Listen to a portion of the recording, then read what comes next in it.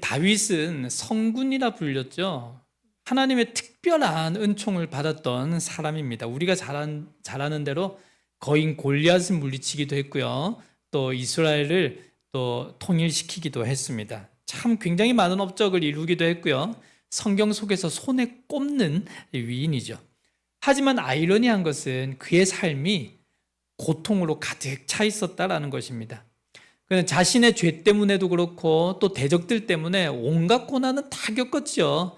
자기 자신의 죄 때문에 이스라엘 백성들 7천 명이나 전염병으로 죽는 사건도 있지 않았습니까?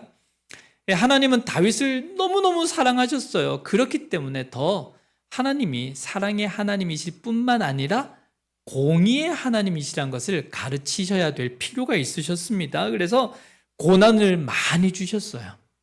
다윗은 고난으로 인해서 사실은 더 죄에 빠지지 않게 되었고요. 고난 때문에 결국에 하나님께 쓰임받게 된 것이죠. 제가 고난 예찬론자가 아니고요.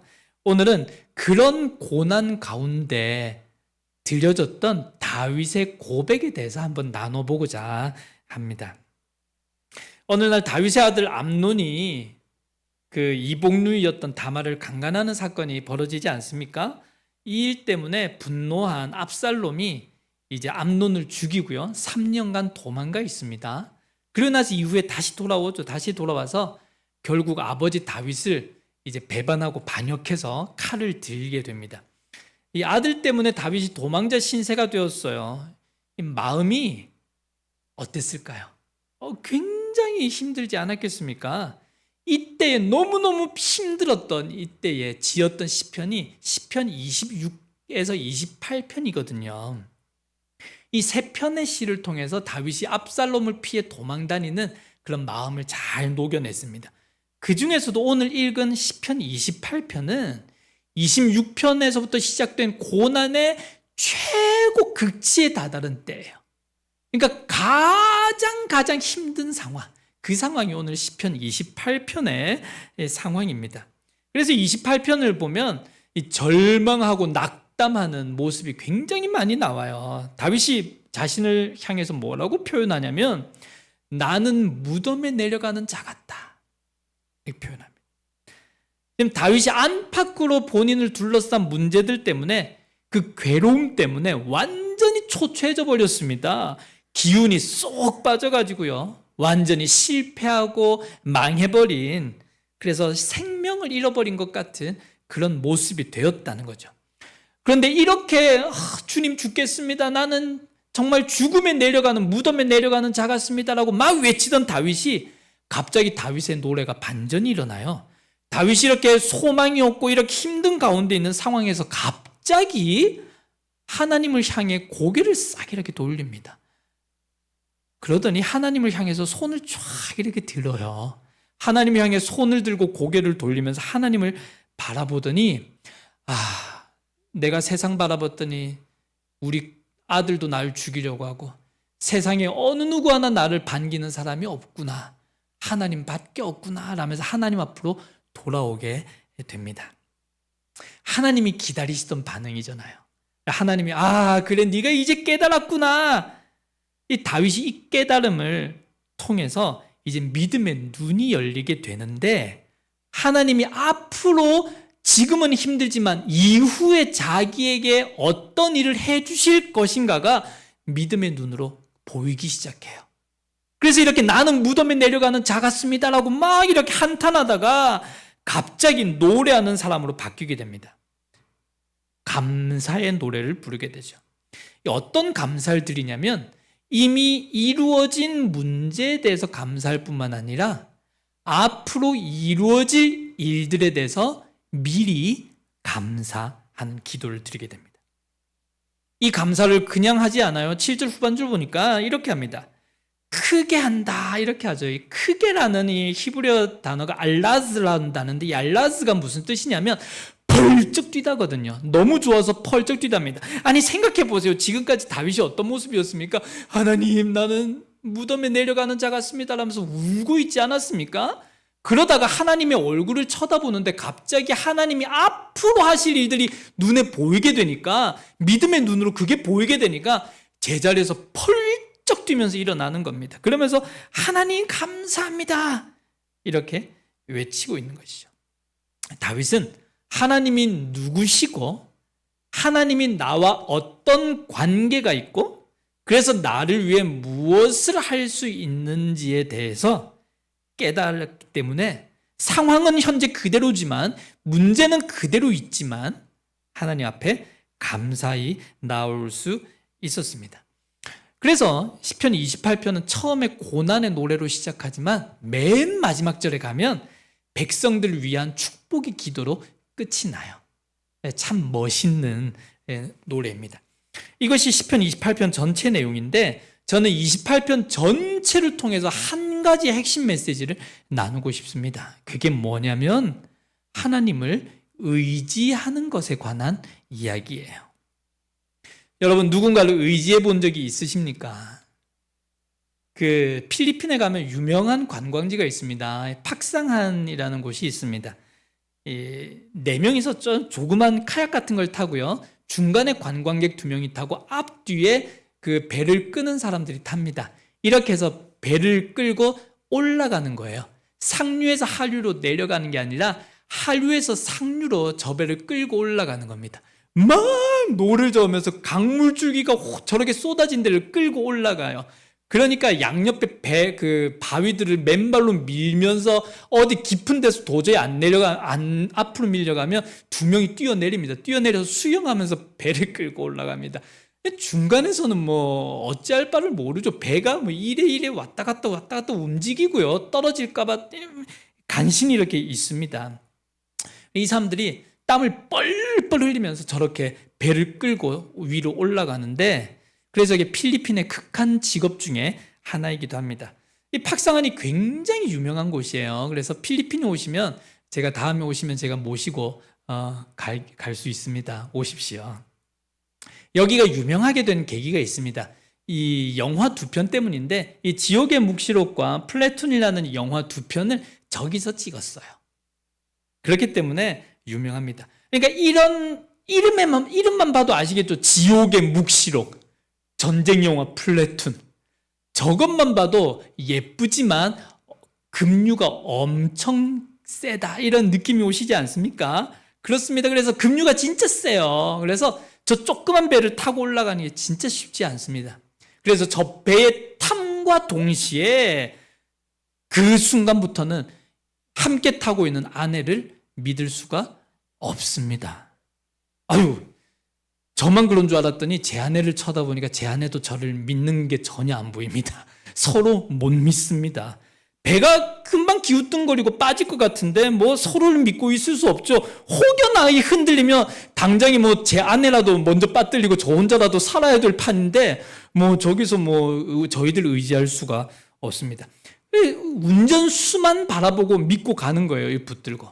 그래서 배를 끌고 가는 운전사가 중간중간에 막 소리칩니다. 우리를 보고 센터 밸런스 막 외칩니다. 그러면 저희들은 뭐 어찌할 바를 모르고 어쨌든 중심을 잡으려고 막 이럽니다. 이러면서 어쨌든 올라갑니다. 이렇게 한번 올라갔다 내려오면 온몸이 아픕니다.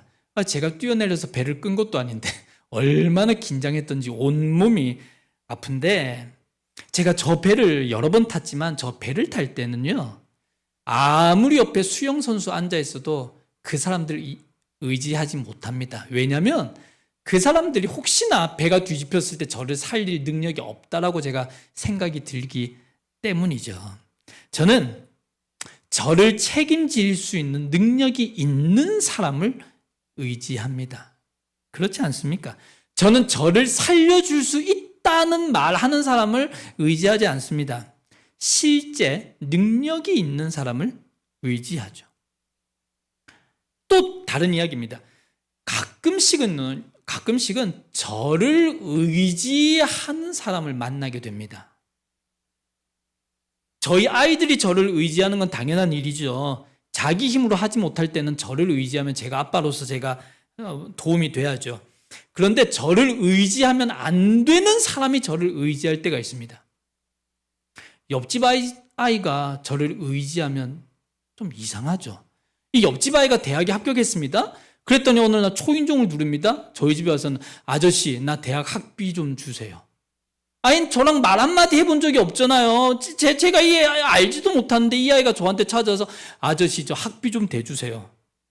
저를 의지하면 안 되죠. 그 애는 저를 의지할 명분이 없습니다. 그래서 의지한다는 말에는 그 대상이 내가 의지해도 될 만한 능력이 있는가, 이 사실을 우리가 고려해야 되고요. 또한 그 사람을 내가 의지할 때 그 사람이 나를 밀쳐내지 않을 것인가, 그 사람이 나와 정말 관계가 있는가, 이 사실이 고려가 되어야 됩니다. 7절을 세번역 성경으로 번역된 건데 제가 다시 한번 읽어볼게요. 주님은 나의 힘, 나의 방패이시다. 내 마음이 주님을 굳게 의지하였기에 주님께서 나를 건져 주셨다. 여기서 사용한 의지라는 단어가 히브리어 바타흐라는 단어인데 이게 뭐냐면 서둘러 가다, 황급히 가다, 확신하며 신뢰하다라는 뜻이에요. 저 의지라는 바타흐라는 단어가 구약에 있어서 굉장히 중요하게 사용되는 단어 중에 하나입니다. 그 쓰임새가 중요해요. 이 단어는 아무 때나 아무 사람에게나 결코 사용하지 못하는 단어입니다. 반드시 언약의 관계가 있을 때, 약속의 관계가 있을 때만 사용되는 단어예요. 그러니까 언약을 주는 자와 언약을 받는 자 간에 상호 계약이 돼 있는 경우에만 사용하는 단어가 내가 의지합니다, 이런 뜻이에요. 그러니까 지금 다윗이 하나님을 찬양하면서 하나님을 의지하겠다라는 결심을 하고 있는데, 이 말은 비록 죄 많은 그지만, 비록 연약한 그지만, 항상 넘어질 수 있는 그지만 그에게는 하나님을 의지할 수 있는 이유가, 그리고 그렇게 하나님을 의지할 수 있는 명분이 있다는 것이죠. 무엇 때문에? 바로 하나님이 주신 언약 때문에, 저것 때문에 의지할 수 있는 것이죠. 사실 다윗은 하나님을 의지할 수 없는 존재죠. 얼마나 많은 죄를 짓고 피를 흘렸습니까? 하나님도 다윗에게 아무것도 해주지 않으셔도 상관없습니다.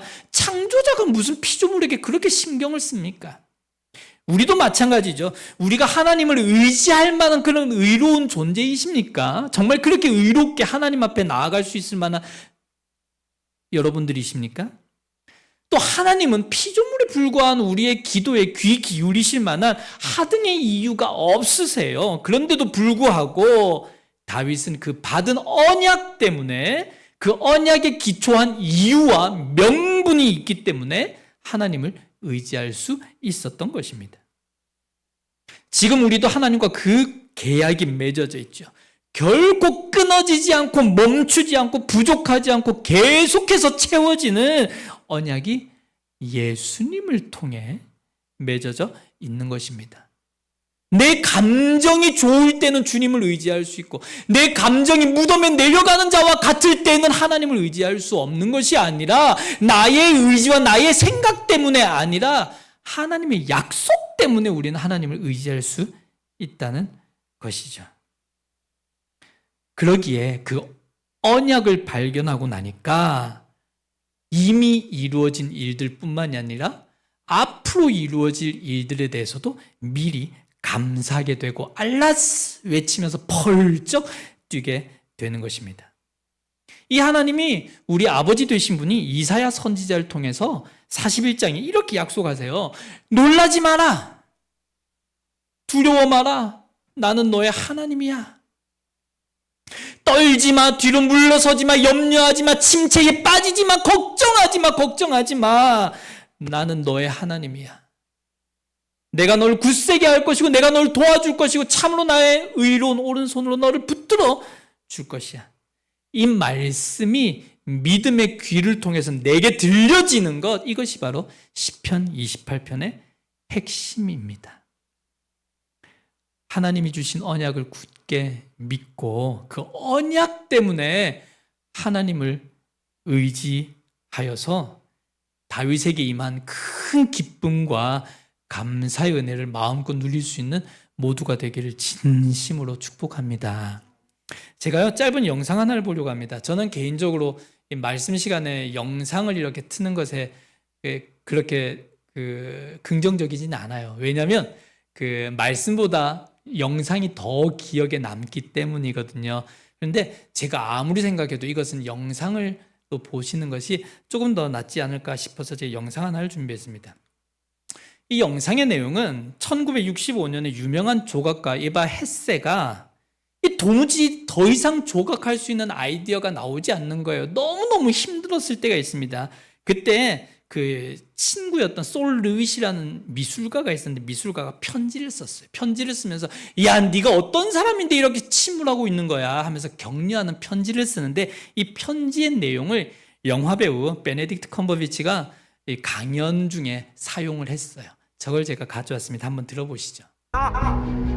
Thinking, worrying, looking over your shoulder, wondering, doubting, fearing, hurting, hoping for some easy way out, struggling, grasping, confusing, itching, scratching, mumbling, bumbling, grumbling, humbling, stumbling, numbling, rambling, gambling, tumbling, scumbling, scrambling, hitching, hatching, bitching, mooning, groaning, honing, boning, horse-shitting, hair-splitting, nitpicking, pissing, trickling, nose-sticking, ass-gouging, eyeball-poking, finger-pointing, alleyway sneaking, long-waiting, small-stepping, evil-eyeing, back-scratching, searching, searching, besmirching, grinding, grinding, grinding away at yourself. Stop it and just do.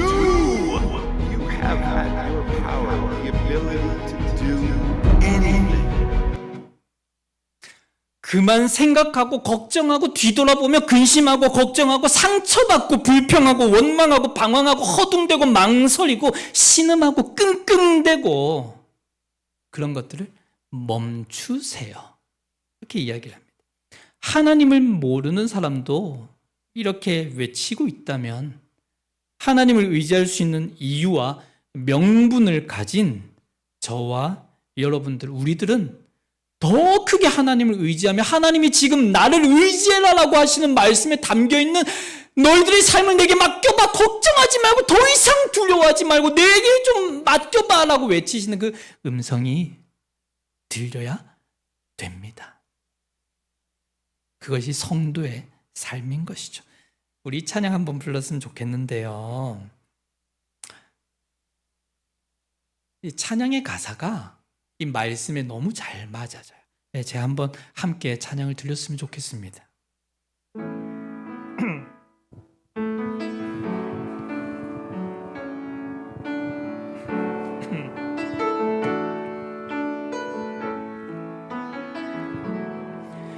내게 허락하신 시련을 통해 나의 믿음 더욱 강하게 자라나고 험한 산과 골짜기 지나는 동안 주께 더 가까이 나를 이끄시네. 내가 겪는 시험이 어렵고 힘겨워도 내 주님보다 크지 않네. 내 앞에 바다가 갈라지지 않으면 주가 나로 바다 위 걷게 하리. 나는 믿네. 주의 능력으로 내 삶 새롭게 되리. 나는 믿네. 주의 능력으로 담대히 나가리라. 주와 함께 싸워 승리하리라. 날마다 믿음으로 나 살아가리. 우리 한 번만 더 함께 부르실까요? 내게 허락하신 시련을 통해 내게 허락하신 시련을 통해 나의 믿음 더 강하게 자라나고 험한 산과 골짜기 지나는 동안 주께 더 가까이 나를 이끄시네. 내가 겪는 시험이 어렵고 힘들어도 내 주님보다 크지 않네. 내 앞에 바다가 갈라지지 않으면 주가 나로 바다 위 걷게 하리. 나는 믿네. 주의 능력으로 내 삶 새롭게 되리. 나는 믿네. 주의 능력으로 담대히 나가리라. 주와 함께 싸워 승리하리라. 날마다 믿음으로 나. 우리 한 번만 더 고백할까요? 나는 믿네. 나는 믿네. 주의 능력으로 내 삶 새롭게 되리. 나는 믿네. 주의 능력으로 담대히 나가리라. 주와 함께 싸워 승리하리라. 날마다 믿음으로 나 살아가리. 홍해 앞에 섰을 때 모세와 이스라엘 백성들은 참 힘들었을 것 같아요. 왜냐하면 뒤에서는 애굽의 군대가 막 쳐들어옵니다. 온갖 문제들이 나에게 달려오고 있어요. 앞에는 큰 홍해가 나를 가로막고 있습니다. 내가 해결할 수 있는 것이 아무것도 없으니까 얼마나 절망스러웠겠어요. 그런 가운데서도 홍해를 향해서 손을 들어 명령할 수 있었던 이유는 비가 많이 와서 넘쳐 흘러내리는 요단강 물에 발을 담글 수 있었던 이유는 혹시 홍해가 갈라지지 않고 혹시 요단강이 마르지 않는다고 하더라도 그 위로 걷게 하실 주님, 그분이 하실 일을 믿음으로 의지할 수 있었기 때문입니다. 우리에게 이 의지할 수 있는 힘을 얻었습니다. 우리가 이 의지할 수 있는 힘이 있어요. 비록 나는 죄인이고요, 나는 연약하고요, 나는 감정적으로 약합니다. 기도도 잘 못하고요, 무릎도 잘 못 꿇습니다. 피곤하면 누워 잘 뿐입니다. 그런데 괜찮아. 내가 너하고 계약 맺었잖아. 난 너한테 영원히 내가 너 옆에 있을 거야. 우리 계약 맺은 사이야. 우리 주님이 이렇게 말씀하시거든요. 그래서 우리는 기대할 수 있는 것이죠. 그래서 눈물 흘리면서라도 기도하면서 기대하면서 주님 의지할 수 있는 것이죠. 힘들지 않겠습니까? 이재용 권사님 사업하는 게 쉽습니까?